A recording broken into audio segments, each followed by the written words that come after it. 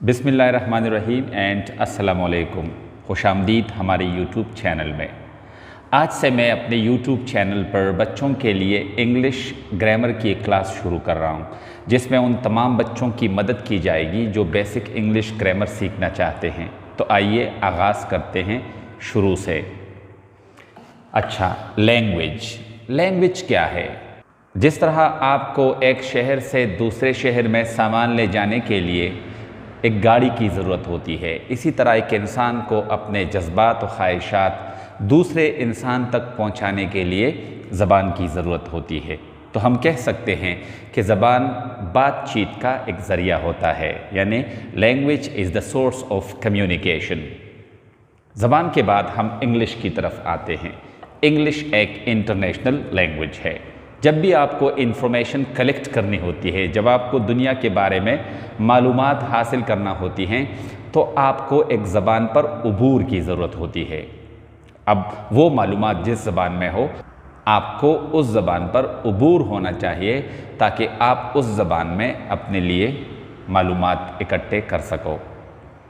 English एक international language है और आजकल जितनी भी इंफॉर्मेशन आ रही है, ज़्यादातर इंफॉर्मेशन आपको अंग्रेज़ी में ही मिलेगी।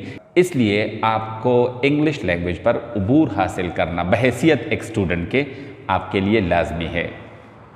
तो हम कह सकते हैं कि ज़बान बातचीत का एक ज़रिया है।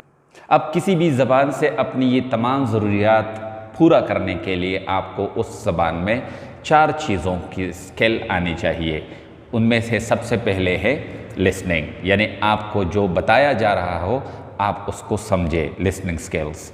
फिर उसके बाद आपकी स्पीकिंग स्किल होनी चाहिए ताकि अगर आप किसी को कुछ बताना चाहो तो आप बता सको। उसके बाद आपको रीडिंग स्किल आनी चाहिए, यानी आप पढ़ सको, जो आपको नज़र आ रहा है आप उनको समझ सको और आप उनको पढ़ सको। और फिर लास्ट में आपके पास जो 4th स्किल है वो राइटिंग स्किल है, यानी आप जो सोचते हो उसको रिटन फॉर्म दे सको, तो वो आपकी राइटिंग स्किल हो जाएगी। किसी भी ज़बान को पढ़ने या उसको लिखने के लिए आपको हरूफ़ तहज्जी की ज़रूरत होती है। हरूफ़ तहज्जी को इंग्लिश में अल्फ़ाबेट कहते हैं। अल्फ़ाबेट असल में तमाम लेटर्स का सेट जो है उसे अल्फ़ाबेट कहते हैं। इसलिए अगर आपसे कोई सवाल करे कि इंग्लिश में कितने अल्फ़ाबेट है, तो उसका जवाब 26 नहीं यानी 26 नहीं बल्कि 1 है, क्योंकि the set of English letters is called alphabet. So the set of English letters is only 1। English के लेटर्स का जो सेट है वो सिर्फ 1 है, तो आप कह सकते हो कि इंग्लिश के अल्फ़ाबेट कितने हैं? 1। अच्छा, इंग्लिश के अल्फ़ाबेट में 26 लेटर्स हैं। इंग्लिश के अल्फ़ाबेट में 26 लेटर्स हैं, जिनमें से 5 को आप वावल लेटर्स कह सकते हो और जो बकिया 21 है उनको कॉन्सोनेंट्स कहते हो। इसके बाद आते हैं जो लेटर्स हैं, उनको जब मिलाया जाए तो वर्ड्स बनते हैं। वर्ड्स बामानी लफ्ज़ को वर्ड कहते हैं, यानी जब लेटर्स को आप इस तरह से उनका एक ग्रुप बनाओ कि इसका कोई मतलब हो तो उसे हम वर्ड कहेंगे। फिर जब वर्ड्स को आप सही अंदाज और सही तरतीब से इस्तेमाल करो और उसका पूरा मतलब हो तो उसे हम सेंटेंस कहेंगे। यानी sentence is a group of words that has complete sense. जब आप मुख्तलिफ अल्फाज को एक तरतीब से लगाए और उसका एक मखसूस मतलब हो और पूरा मतलब हो, उसे सेंटेंस कहते हैं। अब सेंटेंस की तरफ आते हैं। सेंटेंस जो है, जैसे मैंने पहले बताया आपको कि अल्फाज का ऐसा मजमुआ, ऐसा ग्रुप जिसका पूरा मतलब हो, सेंटेंस कहलाता है। सेंटेंस में हम पहले तो किसी के बारे में बात करते हैं। अगर मैं कहूँ कि एलिस, अगर आप इन 2 जुमलों को गौर से देखें, Alice speaks 3 languages and Alice is a doctor. इन दोनों जुमलों में हमने सबसे पहले तो एक शख्स का नाम लिखा है एलिस, यानी हम एलिस के बारे में बात कर रहे हैं। तो एलिस इस जुमले का सब्जेक्ट है। दोनों जुमलों का सब्जेक्ट जो है वो एलिस है।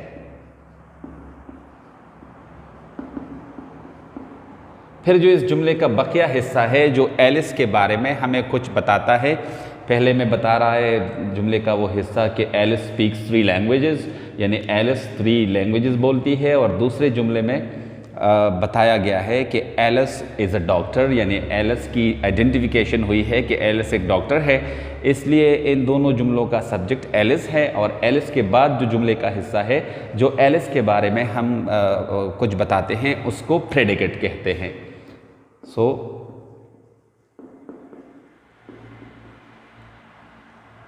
अब जुमले का वो हिस्सा जिसके बारे में हम बात कर रहे हैं, वो नाउन हो या प्रोनाउन हो, उसे सब्जेक्ट कहते हैं। और नाउन और प्रोनाउन यानी वो सब्जेक्ट के बारे में जो हम कहते हैं, उसे प्रेडिकेट कहते हैं। अच्छा, अब पार्ट्स ऑफ स्पीच की तरफ आते हैं। अब अगर आप इन दोनों जुमलों को देखें तो इसमें जितने भी अल्फाज है, एलिस है, स्पीक्स है, फ्री है, लैंग्वेजेस है, दूसरे में एलिस है, अगेन इज़ है, ए है और डॉक्टर है, इन सारे अल्फाज का अपना अपना एक फंक्शन होता है। यानी कि एलिस एक नाउन है जो कि एक शख्स का नाम है, स्पीक्स एक वर्ब है जो हमें किसी काम के बारे में बताता है, थ्री एडजेक्टिव है जो हमें ये बताता है कि लैंग्वेजेस तो बोलती है, कितने लैंग्वेजेस बोलती है, यानी ये इन लैंग्वेजेस के बारे में हमें ये थ्री जो है ये कुछ बताता है। और लैंग्वेजेस जो है ये नाउन है, नाउन के बारे में जो लफ्ज़ हमें कुछ बताता है उसे एडजेक्टिव कहते हैं। इसी तरह लैंग्वेज जो है ज़बान को कहते हैं, एक चीज़ का नाम है तो ये भी नाउन है। अगेन एलिस नाउन है, इज़ जो है वो स्टैटिक वर्ब है, आर्टिकल है, और डॉक्टर जो है वो अगेन नाउन है। तो इसका मतलब ये हुआ कि जुमले में जो अल्फाज होते हैं, हर लफ्ज़ का अपना अपना फंक्शन होता है।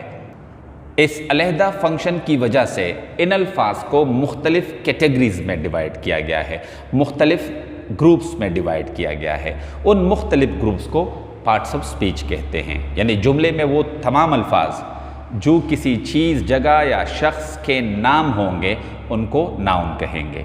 जुमले में वो तमाम अल्फाज जो किसी काम को जाहिर करेंगे उनको हम वर्ब कहेंगे। जुमले में वो तमाम अल्फाज जो किसी नाउन की जगह इस्तेमाल होंगे उनको हम प्रोनाउन कहेंगे। जैसे कि अगर इस जुमले से मैं ये एलिस हटा दूँ और इसकी जगह शी लिख दूँ तो इसका मतलब ये कि ये शी इस एलिस की जगह इस्तेमाल हुआ है, इसलिए शी प्रोनाउन है। इसी तरह जो अल्फाज हमें किसी नाउन के बारे में बताते हैं उनको एडजेक्टिव कहते हैं। जो हमें एडजेक्टिव या वर्ब के बारे में मज़ीद कुछ बताते हैं उनको एडवर्ब कहते हैं। जो दो अल्फाज या दो जुमलों को आपस में मिलाते हैं उनको हम कंजंक्शन कहेंगे। इसी तरह प्रीपोजिशन भी पार्ट्स ऑफ स्पीच में है, आर्टिकल्स भी है, इंटरजेक्शंस भी है। तो जुमले के सारे अल्फाज को फंक्शंस की वजह से मुख्तलिफ कैटेगरीज में डिवाइड किया गया है और इन कैटेगरीज को पार्ट्स ऑफ स्पीच कहते हैं। आइंदा वीडियो में हम जुमले के बारे में मज़ीद बात करेंगे, जुमले के अक़साम के बारे में बात करेंगे, फ्रेज़ और क्लास के बारे में बात करेंगे। तब तक के लिए गुड बाय।